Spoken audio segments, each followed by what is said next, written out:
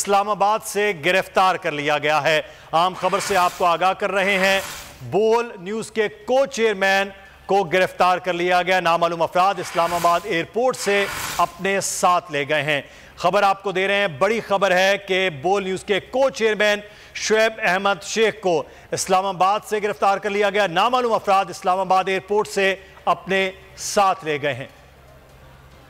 समी इब्राहिम साहब इस वक्त सीनियर सहाफी तजज़ियाकार हमारे साथ मौजूद हैं। जी समी साहब, आगाह कीजिएगा इस हवाले से, क्या अपडेट्स हैं?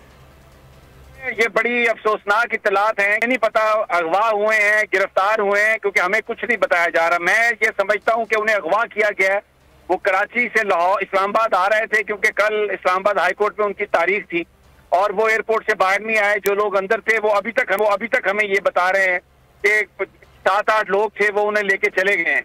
अब हम पूछ रहे हैं, हुकाम से पूछ रहे हैं, हमारे लोग बाहर खड़े हैं, अभी तक वो बाहर नहीं आए। हमें नहीं मालूम कि उनको अगवा किया गया है, एयरपोर्ट के अंदर कहीं रखा गया है, कहाँ